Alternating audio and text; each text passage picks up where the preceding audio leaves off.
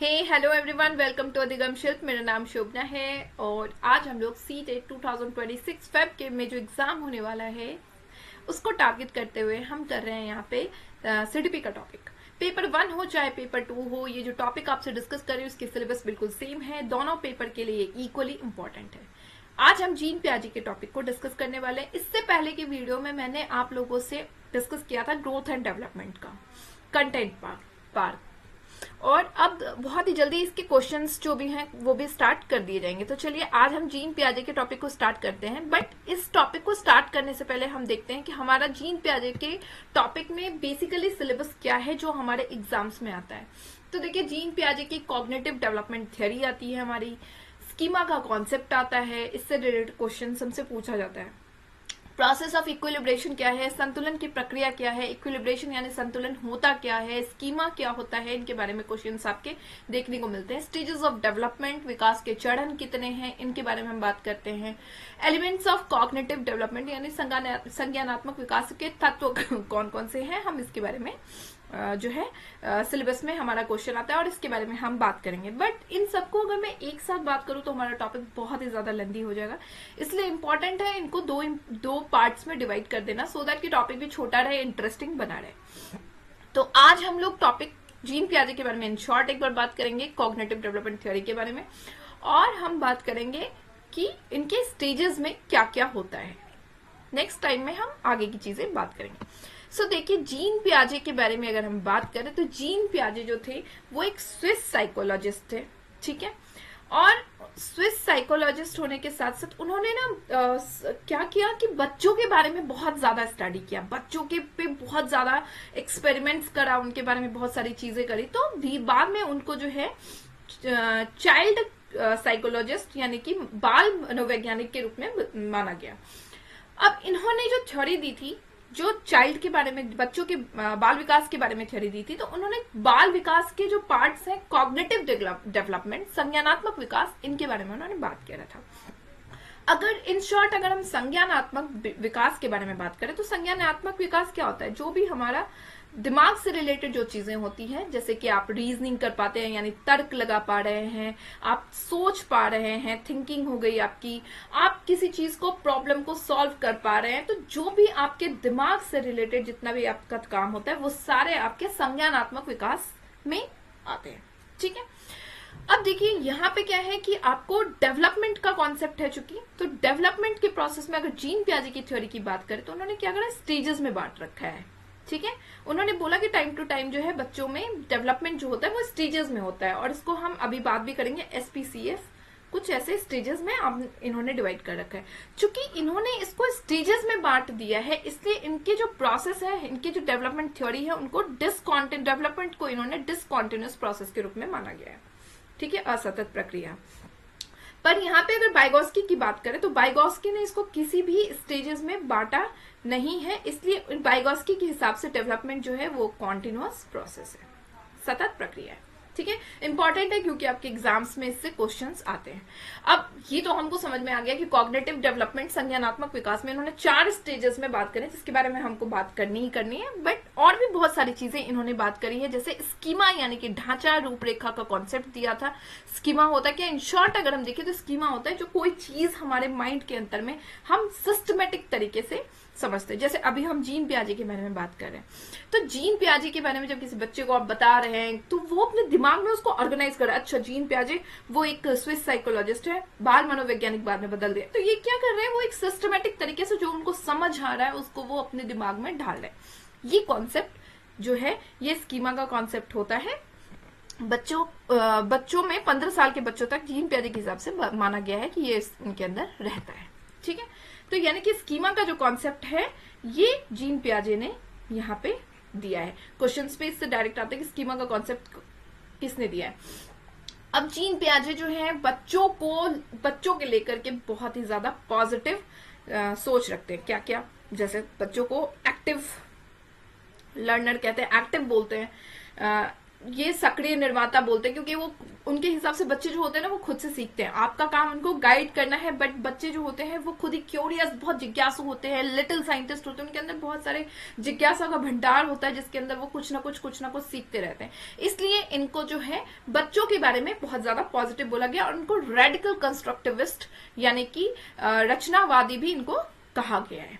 ठीक है, अब जीन पियाजे ने लैंग्वेज के बारे में और थॉट के बारे में एक कॉन्सेप्ट दिया था। उन्होंने कहा था कि पियाजे के हिसाब से विचार भाषा से पहले आता है, यानी कि जब हम कुछ हमारे दिमाग में चलता है तो सबसे पहले हम सोचते हैं, विचार करते हैं किसी चीज के बारे में, फिर बोलते हैं।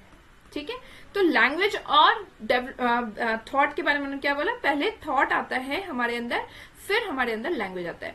बट वाइगोस्की ने इस कॉन्सेप्ट को उल्टा कर रखा है। वाइगोस्की की क्लासेस में हम इस बारे में बात भी करेंगे, बट अभी बता देती हूँ कि वाइगोस्की ने बोला कि लैंग्वेज हमारा पहले हम बोलते हैं फिर हम सोचते हैं। तो यहाँ पे ये कुछ चीजें हैं जो हमारे एग्जाम्स में क्वेश्चंस इनसे भी आता है। चलिए अब स्टार्ट करते हैं हम जो है जीन पियाजे के और चीजों के बारे में। ठीक है, स्टेजेस ऑफ डेवलपमेंट हम चूंकि आज करेंगे, तो सिर्फ हम स्टेजेस ऑफ डेवलपमेंट के बारे में आज देखते हैं। स्टेजेस ऑफ डेवलपमेंट की अगर बात करें जीन पियाजे के कोग्निटिव डेवलपमेंट में, यानी संज्ञानात्मक विकास में अगर हम देखें डेवलपमेंट के बारे में, तो बच्चों की जो डेवलपमेंट होती है वो स्टेजेस में होती है, और चूंकि डेवलपमेंट स्टेजेस में होती है इसलिए इसको डेवलपमेंट को आपने बोला भी है कि ये जो है डिसकंटिन्यूअस प्रोसेस है। ठीक है, चलिए अब स्टेजेस ऑफ डेवलपमेंट देखें तो यहाँ पे कुछ आपको एसपीसीएफ के बारे में हमने बात करी थी। अब देखते हैं वन बाय वन। एसपीसीएफ यानी कि सेंसरी मोटर स्टेज होता है जो बच्चे में जन्म से लेकर के 2 साल तक ये चलता है। काफी संवेदन गतिशील चरण इसको माना जाता है, कहते भी हैं इसको। Pre operational stage 2 to 7 years ये होता है, हमको पूर्व परिचालन चरण कहा जाता है। हो सकता है इसके नाम कुछ और भी हो, बट मुझे जो पता है मैंने वो यहाँ पे डाला है।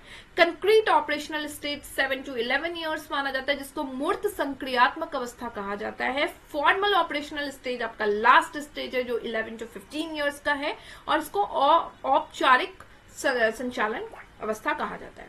चलिए वन बाय वन आज हम इनके बारे में बात करते हैं। तो सेंसरी मोटर स्टेज बर्थ से लेकर के जब बच्चा जन्म लेता है तब से 2 साल का है।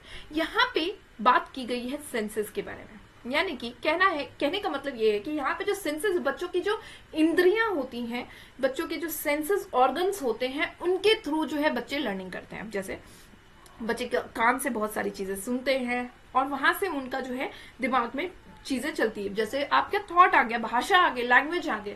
तो ये चीजें वो सुनते हैं, बच्चों जिनसे सीखते हैं वो सुनने के तहत ही तो सीख रहे हैं। कोई भाषा ही है, किसी की अपने पेरेंट्स से वो सुनेंगे या किसी एल्डर से वो सुनेंगे, उसको वहां पे करेंगे।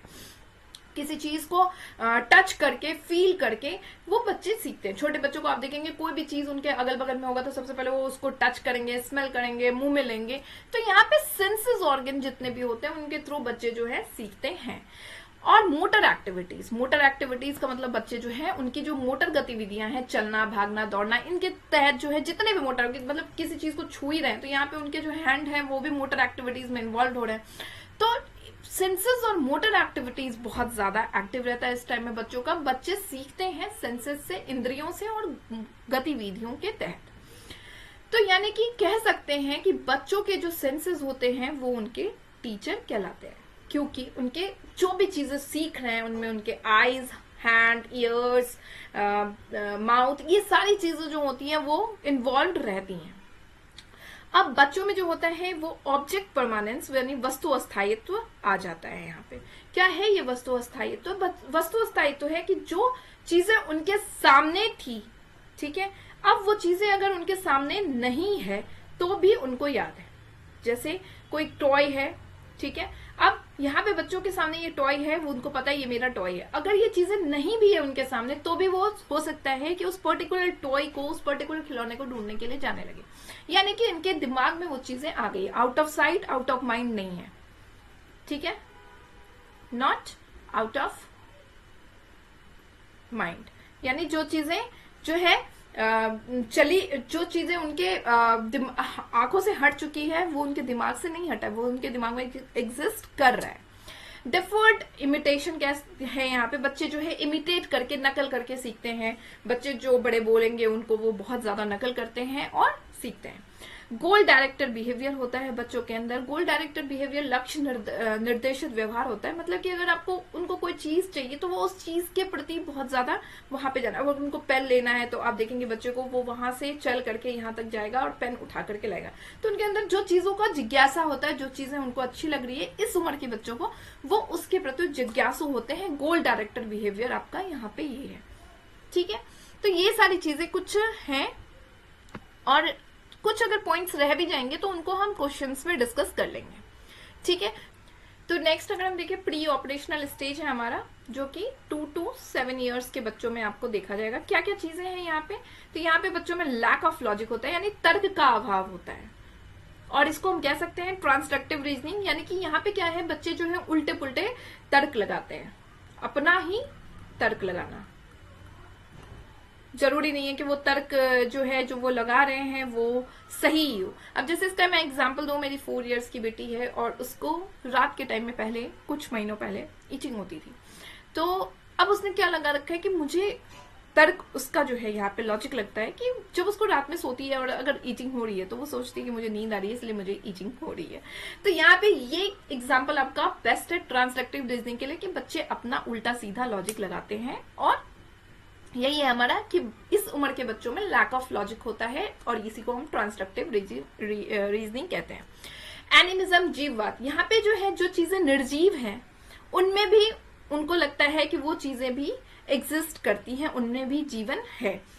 अगर जैसे कोई चीज है, बच्चे को किसी गेट से, किसी खिलौने से या फिर किसी डंडे से चोट लग गई है, किसी चीज से भी चोट लग गई है, जो चीजें नॉन लिविंग थिंग्स है, तो नॉन लिविंग थिंग्स से जब उसको चोट लग गई है और वो दुखी हो गया, किसने मुझे मारा, इससे मुझे चोट लग गई, अब आप उसको चुप कराने के लिए उस चीज को पीट दीजिए, उस डंडे को पीट दीजिए या फिर उस टॉय को पीट दीजिए, तो बच्चे यहाँ पे खुश हो जाएंगे कि जो मैंने फील किया वही उसने भी फील किया है, उसको भी पिटाई हो गई, तो वो सेटिस्फाइड हो जाएंगे। तो यहाँ पे ये चीजें होती है एनिमिज्म। ठीक है, अब यहाँ पे बच्चों में लैक ऑफ रिवर्सिबिलिटी है, मतलब बच्चा एक एस्पेक्ट तो देख पा रहा है बट उसी का रिवर्स एस्पेक्ट, उल्टा एस्पेक्ट उसको नहीं दिख पा रहा है। जैसे फॉर एग्जांपल एक घर है, बच्चे का घर है ये, और घर से बच्चे को पता है कि यहाँ से सीधे जाने पे मेरा एक पार्क आता है। ठीक है, अब उसको ये नहीं पता कि पार्क से जो है अगर मैं इस तरीके से भी वापस आऊं तो मेरा घर आएगा। उसको इतना पता है कि यहाँ से मैं सीधा जाऊंगा तो पार्क हो गया। ये चीजें जो है उसको सीधी चीजें समझ आ गई, जितना आपने समझाया उतना पता है। अगर आपने सिर्फ इतना ही बताया कि बेटा यहाँ से सीधा जाओगे पार्क जाओगे, तो ये चीजें उसको समझ में आ गई है, बट वहां पे रिवर्सिबिलिटी उसको नहीं समझ आई क्योंकि अभी आपने उसको नहीं बताया। तो ये चीजें यहाँ पे बच्चों, इस उम्र के बच्चों में देखा गया। ईगो सेंटरिज्म, सेल्फ सेंटर्ड कहा जा सकता है कि बच्चे जो है सिर्फ अपने आप को सेंटर में रखते हैं, जो वो फील कर, उनको लगता है पूरी दुनिया उनके हिसाब से फील कर। कभी 2 से 7 साल के बच्चों के बीच में, स्पेशली 3 से 4 साल के बच्चों के बीच में बैठ के देखिए, वो जो चाहिए उनको लगता है उनके पेरेंट्स, उनके ग्रैंड पेरेंट्स, उनके नेबर्स, सबको वही चाहिए। अगर उनको खिलौना चाहिए तो वो आपके बर्थडे में भी वही खिलौना देंगे, वो अपने फ्रेंड्स के बर्थडे में भी वही खिलौना देंगे, वो अपने पेरेंट्स के बर्थडे में भी वही खिलौना। ये कहा जाएगा कि सेल्फ सेंटर्ड है। अब यहाँ पे बच्चों में सिंबॉलिक थॉट्स आ गया है। सिंबॉलिक थॉट्स का मतलब आप सिंबल्स से चीजों को समझाते, A B C D या फिर आ, ये चीजें सिंबल से बच्चा जो है वो समझ चुका है। 1 2 3 4 जो भी आप सिंबल्स से उनको समझा रहे हैं, ये थॉट्स इनके अंदर आ गया है। अब वो ए को देखेंगे तो वो पहचान जाएंगे कि ए है, अल्फाबेट्स हैं। अगर हिंदी के वर्णमाला को आप देख रहे हैं बच्चे, तो वो आपको देख करके बता देंगे कि मम्मा ये देखो ये अ है, पापा ये देखो ये आ है। यहाँ पे नंबर्स को देखेंगे तो वो पहचान जाएंगे। ठीक है, अब लैक ऑफ कंजर्वेशन यहाँ पे है, बच्चों में कमी है। ये चीजें लैक ऑफ कंजर्वेशन का मतलब हो गया कि बच्चों को ये नहीं पता है कि अगर कंटेनर, 2 कंटेनर है लेट सपोज, ठीक है, 1 सेकेंड, ये एक छोटा ग्लास है, ये एक बड़ा ग्लास है। ठीक है, क्वांटिटी दोनों में आपने कुछ 10 ml का दिया हुआ है, तो उनको ये नहीं पता कि ये 10 ml की जो क्वांटिटी है ये चाहे इस ग्लास में रहे चाहे इस ग्लास में रहे सेम रहेगी। अगर छोटा ग्लास है तो उनको ये समझ आएगा, अगर ये क्वांटिटी यहाँ तक बढ़ी हुई है तो उनको ये समझ में आएगा कि ये जो है इसमें ज्यादा आपने उसको मिल्क दिया है या शेक दिया है, जो भी उनको पसंद है, जूस दिया है, और इसमें कम है। तो यहाँ ये चीजें हैं लैक ऑफ कंजर्वेशन, संरक्षण का अभाव, कि वो अपना अमाउंट की पहचान उनको अभी नहीं है। अब आप जैसे कि फॉर एग्जांपल एक बच्चे को आप 50 रुपीज का नोट्स दीजिए, और वहीं पे दूसरे बच्चे को आप 10 रुपीज के 5 कॉइन्स दीजिए। आप बोलिए कि इनमें से क्या लोगे, तो वो ज्यादा देखेंगे, ज्यादा चीजें यहाँ पे देखेंगे, तो वो 10 रुपीज के कॉइन्स को या 10 रुपीज के नोट्स को लेना ज्यादा पसंद करेंगे, क्योंकि उन्हें नहीं पता है कि दोनों चीजें सेम है। ये हो गया आपका, ठीक है। अब यहाँ पे क्या है, सेंटरेशन आ गया है, यानी ability to concentrate at only one aspect, केवल एक पहलू पर ध्यान केंद्रित करने की क्षमता उनके में आ गई है। यहाँ पे मैंने अभी एग्जांपल दिया था कि आपने बच्चे को बताया कि ये आपका घर है और यहाँ से सीधे जाओगे तो आपको एक प्लेग्राउंड देखने को मिलेगा। तो यहाँ पे उनको जो आपने समझाया, एक ही पहलू को उनको समझ आया, एक ही पहलू को उन्होंने देखा और वहीं पे ध्यान केंद्रित किया। यहाँ से रिवर्स भी सेम ही रास्ता है, ये चीजें उनको समझ अभी नहीं आई है, लैक ऑफ रिवर्सिबिलिटी नहीं आई है, बट यहाँ पे केंद्रीकरण कह सकते हैं कि उन्होंने एक एस्पेक्ट्स को देख लिया। तो नेक्स्ट जो हमारा है वो थर्ड स्टेप हमारा कंक्रीट ऑपरेशनल स्टेज, जिसको कि हम हिंदी में मूर्त संक्रियात्मक अवस्था भी कहते हैं, अवस्था, ठीक है। और इसका जो एज है वो 7 to 11 ईयर्स का एज माना जाता है। इसमें क्या होता है कि इनमें जो कंक्रीट चीजें हैं जिनको हम देख पाते हैं, मूर्त चीजें हैं, ठोस चीजें, उनमें जो है बच्चों में लॉजिक्स आने लगता है, उनको देख करके वो चीजों को समझ पाते हैं। अब यहाँ पे बच्चे जो है क्लासिफिकेशन इनके अंदर आ गया, वो कलर, शेप, साइज, इनके बिहार पे जो है क्लासिफाई चीजों को कर लेते हैं, ठीक है। असेंडिंग डिसेंडिंग ऑर्डर में चेंज करना, मतलब कि आरोही अवरोही क्रम में सजाना बच्चों को। कंजर्वेशन, संरक्षण करने की जो क्षमता है वो यहाँ पे आ गई है, बच्चों को अब समझ में आ चुका है कि अमाउंट जो है वो उसका फर्क नहीं पड़ता, बड़े या छोटे में जाने से वो चीजें सेम ही होगी। सीरिएशन मतलब वही चीजें कि बच्चे जो है उसको सीरियल ऑर्डर में किसी चीज को जो है वो कर सकते हैं, अरेंज कर सकते हैं। रिवर्सिबिलिटी भी आ चुकी है अब, यानी कि अब अगर आप बच्चों को जो है रास्ता दिखाते हैं घर से लेकर के प्लेग्राउंड तक का, तो उनको ये भी पता है कि प्लेग्राउंड से घर का रास्ता जो है वो भी स्ट्रेट है, इस तरह से हम वापस भी आ सकते हैं। तो रिवर्सिबिलिटी बच्चों में आ गई है। डिसेंट्रेशन आ गया है, यानी कि अब यहाँ पे एक पक्ष को फोकस नहीं कर रहे हैं बच्चे, दूसरे पक्ष को भी जो है दूसरे पहलू को भी देख पा रहे हैं। यानी कि आपने घर का रास्ता, घर से पार्क तक का सीधा रास्ता बताया था, तो बच्चों ने दूसरे पहलू को, दूसरे पक्ष को भी देखा कि पार्क से घर तक का रास्ता भी सीधी ही जा रही है, ठीक है। ट्रांसिटिविटी कह सकते हैं।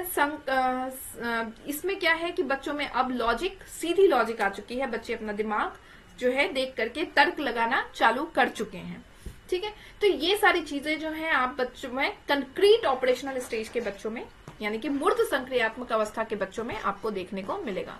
इसके तो जो लास्ट स्टेज है हमारा वो है फॉर्मल ऑपरेशनल स्टेज, यानी कि ये जो है आपको बोल सकते हैं औपचारिक जो है परिचालन अवस्था हो गया, जिसमें 11 to 15 ईयर्स के जो बच्चे हैं उनमें जो है इस तरह के जो है आपको फॉर्मल स्टेज, ऑपरेशनल स्टेज में पाए जाते हैं।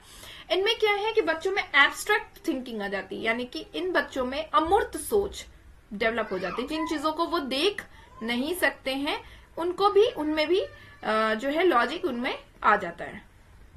अब जैसे कि बच्चों में आपने एज का क्वेश्चन देखा होगा, 7 to 8 ईयर्स के बच्चे में मैथ्स के क्वेश्चंस होते हैं, तो वहां पे क्या करते हैं, लेट द एज का जो क्वेश्चन निकालना होता है, तो let the age of your father is x, इस तरह के क्वेश्चंस जो होते हैं। यहाँ पे क्या है कि ये चीजें आपके सामने एग्जिस्ट नहीं कर रही है, बट आप इनमें लॉजिक लगा रहे हैं और उसके हिसाब से आप कर पा रहे हैं, तो ये अमूर्त सोच बच्चों में डेवलप्ड हो जाती है।